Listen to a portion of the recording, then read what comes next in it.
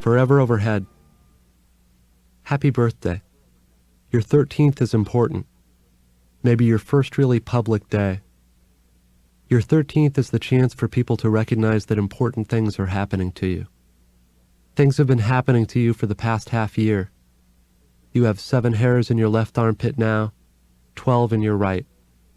Hard, dangerous spirals of brittle black hair. Crunchy, animal hair. There are now more of the hard curled hairs around your privates than you can count without losing track. Other things. Your voice is rich and scratchy and moves between octaves without any warning. Your face has begun to get shiny when you don't wash it. And 2 weeks of a deep and frightening ache this past spring left you with something dropped down from inside. Your sack is now full and vulnerable, a commodity to be protected. Hefted and strapped in tight supporters that stripe your buttocks red. You have grown into a new fragility. And dreams. For months there have been dreams like nothing before, moist and busy and distant, full of yielding curves, frantic pistons, warmth and a great falling. And you have awakened through fluttering lids to a rush and a gush and a toe-curling, scalp-snapping jolt of feeling from an inside deeper than you knew you had. Spasms of a deep, sweet hurt. The streetlights through your window blinds cracking into sharp stars against the bedroom ceiling, and on you a dense white jam that lisps between trembling legs, trickles and sticks, cools on you, hardens and clears until there is nothing but gnarled knots of pale, solid animal hair in the morning shower, and in the wet tangle a clean, sweet smell you can't believe comes from anything you made inside you. The smell is, more than anything, like this swimming pool, a bleached sweet salt, a flower with chemical petals. The pool has a strong, clear blue smell, though you know the smell is never as strong when you are actually in the blue water, as you are now, all swum out, resting back along the shallow end, the hip-high water lapping at where it's all changed. Around the deck of this old public pool on the western edge of Tucson is a cyclone fence the color of pewter, decorated with a bright tangle of locked bicycles. Beyond this, a hot black parking lot full of white lines and glittering cars. A dull field of dry grass and hard weeds, old dandelions' downy heads exploding and snowing up in a rising wind. And past all this, reddened by a round, slow September sun, are mountains, jagged, their tops sharp angles darkening into definition against a deep red tired light. Against the retreating red their sharp connected tops form a spiked line, an EKG of the dying day. The clouds are taking on color by the rim of the sky. The water is spangles off soft blue, 5 o'clock warm, and the pool's smell, like the other smell, connects with a chemical haze inside you, an interior dimness that bends light to its own ends, softens the difference between what leaves off and what begins. Your party is tonight. This afternoon, on your birthday, you have asked to come to the pool.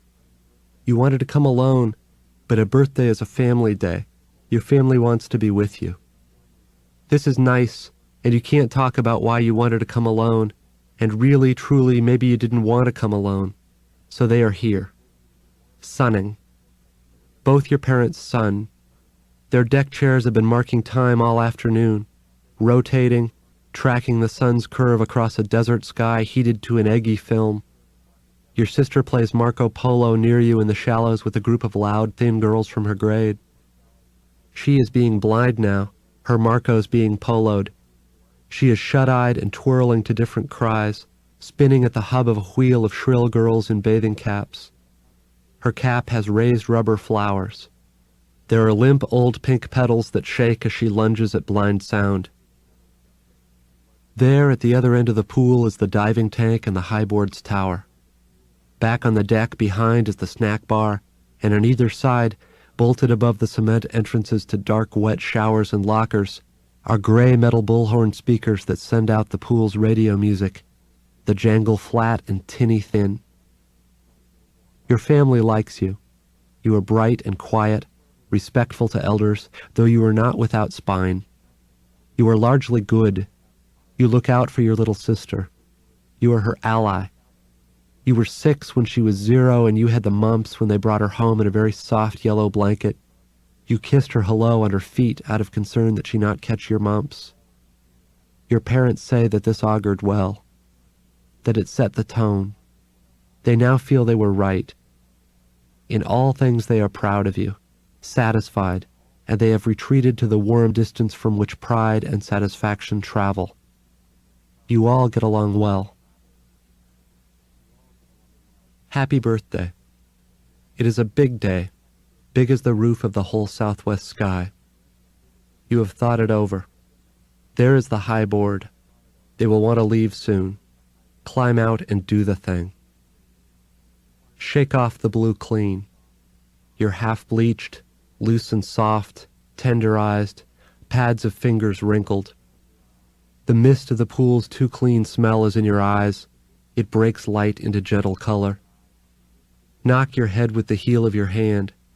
One side has a flabby echo. Cock your head to the side and hop. Sudden heat in your ear, delicious, and brain-warmed water turns cold on the nautilus of your ears outside.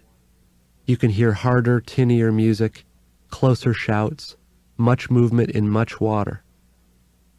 The pool is crowded for this late. Here are thin children, hairy animal men, disproportionate boys, all necks and legs and knobby joints, shallow-chested, vaguely bird-like, like you. Here are old people moving tentatively through shallows on stick legs, feeling at the water with their hands, out of every element at once. And girl women, curved like instruments or fruit, skin burnished brown bright, suit tops held by delicate knots of fragile colored string against the pull of soft mysterious weights, suit bottoms riding low over the gentle juts of hips totally unlike your own, immoderate swells and swivels that melt in light into a surrounding space that cups and accommodates the soft curves as things precious. You almost understand. The pool is a system of movement. Here now there are laps, splash fights, dives, corner tag, cannonballs, sharks and minnows, high fallings, Marco Polo, your sister still it, halfway to tears, too long to be it, the game teetering on the edge of cruelty, not your business to save or embarrass. 2 clean little bright white boys caped in cotton towels run along the poolside until the guard stops them dead with a shout through his bullhorn. The guard is brown as a tree, blonde hair in a vertical line on his stomach, his head in a jungle explorer hat, his nose a white triangle of cream. A girl has an arm around the leg of his little tower. He's bored. Get out now and go past your parents, who are sunning and reading, not looking up. Forget your towel. Stopping for the towel means talking, and talking means thinking. You have decided being scared is caused mostly by thinking. Go right by, toward the tank at the deep end. Over the tank is a great iron tower of dirty white. A board protrudes from the top of the tower like a tongue. The pool's concrete deck is rough and hot against your bleached feet. Each of your footprints is thinner and fainter. Each shrinks behind you on the hot stone and disappears. Lines of plastic wieners bob around the tank, which is entirely its own thing, empty of the rest of the pool's convulsive ballet of heads and arms. The tank is blue as energy, small and deep and perfectly square, flanked by lap lanes and snack bar and rough hot deck and the bent late shadow of the tower and board. The tank is quiet and still and heeled smooth between fallings. There is a rhythm to it, like breathing, like a machine. The line for the board curves back from the tower's ladder. The line moves in its curve, straightens as it nears the ladder. One by one, people reach the ladder and climb. One by one, spaced by the beat of hearts, they reach the tongue of the board at the top. And once on the board, they pause, each exactly the same tiny heartbeat pause. And their legs take them to the end, where they all give the same sort of stomping hop, arms curving out as if to describe something circular, total, They come down heavy on the edge of the board and make it throw them up and out. It's a swooping machine, lines of stuttered movement in a sweet late bleach mist. You can watch from the deck as they hit the cold blue sheet of the tank. Each fall makes a white that plumes and falls into itself and spreads and fizzes. Then blue clean comes up from the deep in the middle of the white and spreads like pudding, making it all new. The tank heals itself, 3 times as you go by. You are in line. Look around, look bored. Few talk in the line. Everyone seems by himself. Most look at the ladder, look bored. You almost all have crossed arms, chilled by a late dry rising wind on the constellations of blue clean chlorine beads that cover your backs and shoulders. It seems impossible that everybody could really be this bored. Beside you is the edge of the tower's shadow, the tilted black tongue of the board's image. The system of shadow is huge, long, off to the side, joined to the tower's base at a sharp late angle. Almost everyone in line for the board watches the ladder. Older boys watch older girls' bottoms as they go up. The bottoms are in soft, thin cloth, tight nylon stretch. The good bottoms move up the ladder like pendulums in liquid, a gentle, uncrackable code. The girls' legs make you think of deer. Look bored. Look out past it. Look across. You can see so well. Your mother is in her deck chair, reading, squinting, her face tilted up to get light on her cheeks. She hasn't looked to see where you are.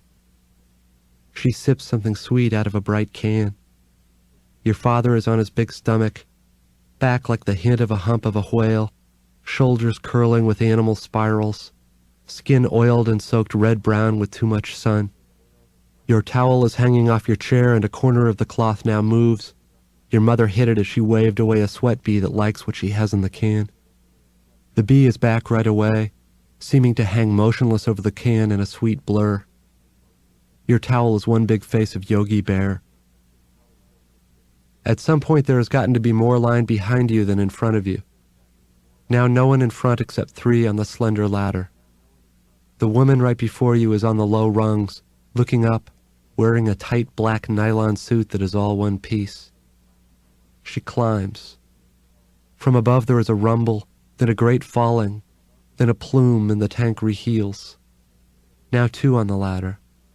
The pool rules say 1 on the ladder at a time, but the guard never shouts about it.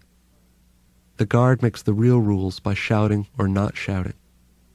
This woman above you should not wear a suit as tight as the suit she is wearing.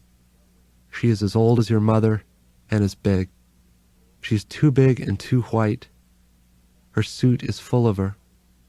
The backs of her thighs are squeezed by the suit and look like cheese. Her legs have abrupt little squiggles of cold blue shattered vein under the white skin, as if something were broken, hurt in her legs. Her legs look like they hurt to be squeezed, full of curled Arabic lines of cold broken blue.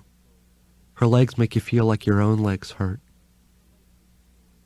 The rungs are very thin. It's unexpected. Thin, round iron rungs laced in slick, wet safety felt. You taste metal from the smell of wet iron in shadow. Each rung presses into the bottoms of your feet and dents them. The dents feel deep and they hurt. You feel heavy. How the big woman over you must feel. The handrails along the ladder's sides are also very thin. It's like you might not hold on.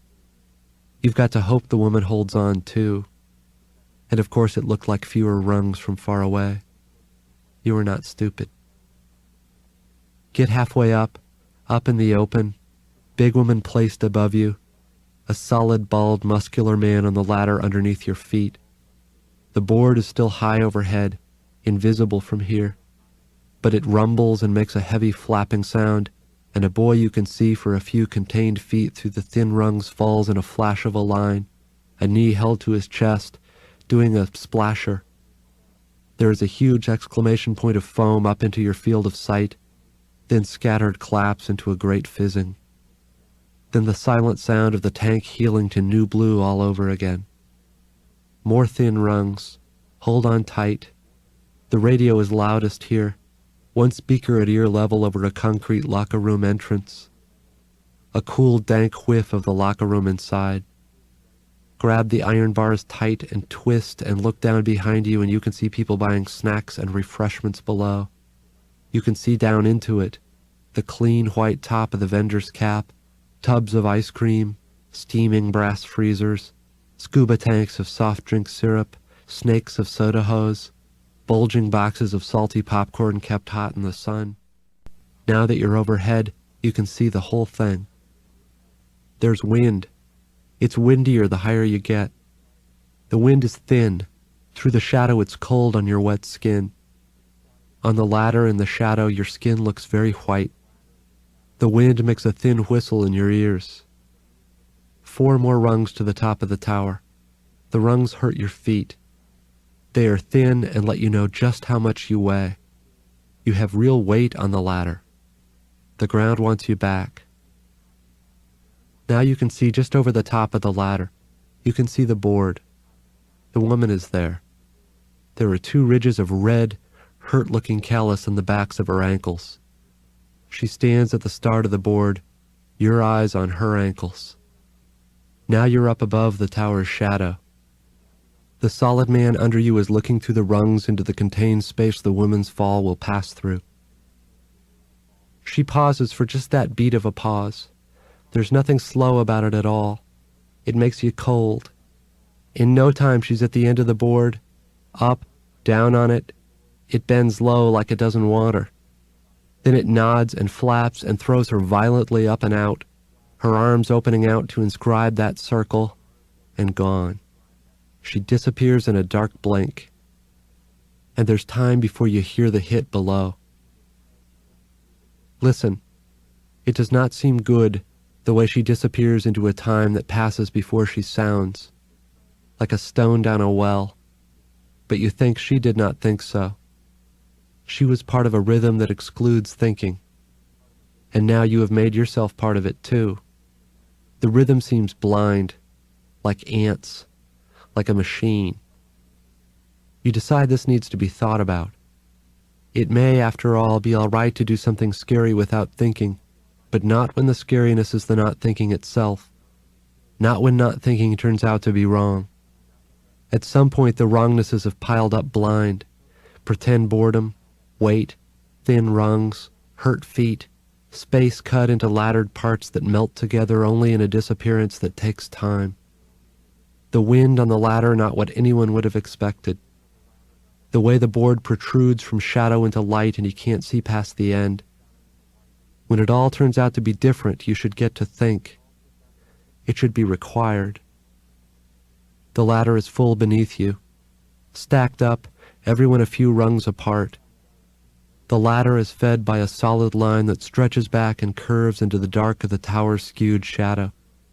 People's arms are crossed in the line. Those on the ladder's feet hurt and they are all looking up. It is a machine that moves only forward. Climb up onto the tower's tongue. The board turns out to be long as the time you stand there.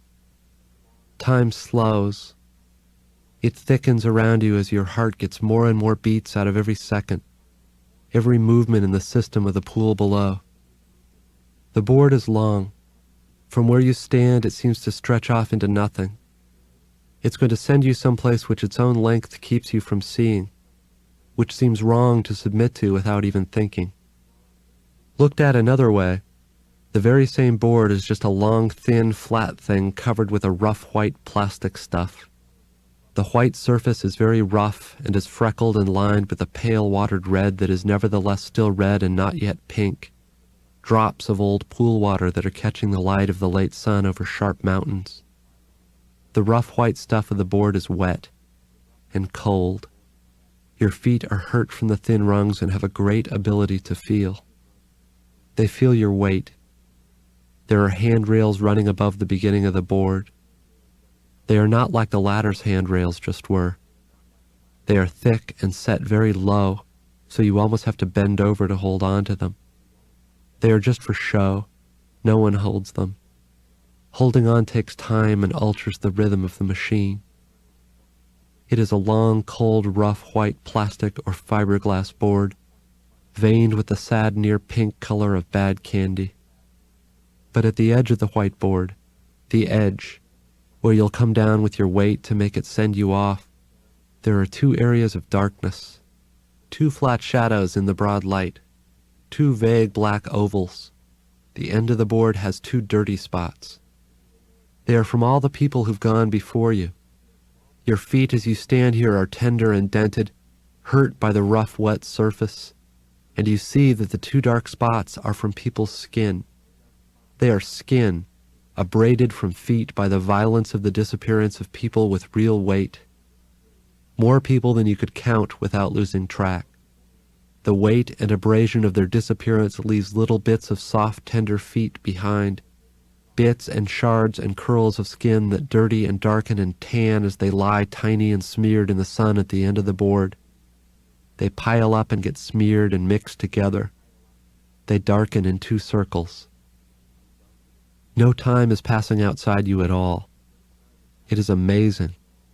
The late ballet below is slow motion, the overbroad movements of mimes in blue jelly. If you wanted, you could really stay here forever, vibrating inside so fast you float motionless in time, like a bee over something sweet. But they should clean the board. Anybody who thought about it for even a second would know that they should clean the end of the board of people's skin, of 2 black collections of what's left of before, spots that from back here look like eyes, like blind, cross-eyed eyes. Where you are now is still and quiet. Wind, radio, shouting, splashing, not here. No time and no real sound but your blood squeaking in your head. Overhead here means sight and smell.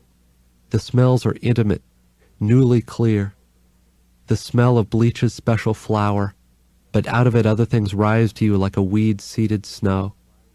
You smell deep yellow popcorn, sweet tan oil like hot coconut, either hot dogs or corn dogs, a thin, cruel hint of very dark Pepsi in paper cups, and the special smell of tons of water coming off tons of skin, rising like steam off a new bath. Animal heat. From overhead it is more real than anything. Look at it.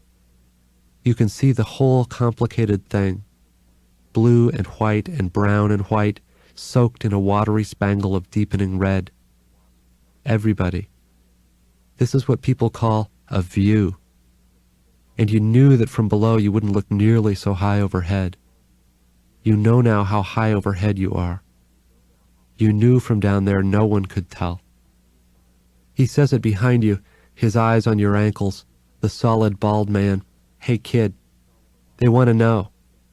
Do your plans up here involve the whole day, or what exactly is the story? Hey kid, are you okay? There's been time this whole time. You can't kill time with your heart. Everything takes time. Bees have to move very fast to stay still. Hey kid, he says, hey kid, are you okay? Metal flowers bloom on your tongue. No more time for thinking. Now that there is time, you don't have time. Hey. Slowly now, out across everything, there's a watching that spreads like Hitwater's rings. Watch it spread out from the ladder. Your sighted sister in her thin white pack, pointing. Your mother looks to the shallows where you used to be, then makes a visor of her hand. The whale stirs and jiggles. The guard looks up, the girl around his leg looks up, he reaches for his horn. Forever below is rough deck, snacks, thin metal music, down where you once used to be. The line is solid and has no reverse gear, and the water, of course, is only soft when you're inside it. Look down. Now it moves in the sun, full of hard coins of light that shimmer red as they stretch away into a mist that is your own sweet salt. The coins crack into new moons, long shards of light from the hearts of sad stars. The square tank is a cold blue sheet. Cold is just a kind of hard, kind of blind. You have been taken off guard. Happy birthday. Did you think it over? Yes and no. Hey kid, Two black spots, violence, and disappear into a well of time. Height is not the problem. It all changes when you get back down, when you hit with your weight. So which is the lie? Hard or soft? Silence or time? The lie is that it's one or the other. A still floating bee is moving faster than it can think. From overhead, the sweetness drives it crazy. The board will nod and you will go, and black eyes of skin can cross blind into a cloud-blotched sky, punctured light emptying behind sharp stone that is forever. That is forever. Step into the skin and disappear. Hello.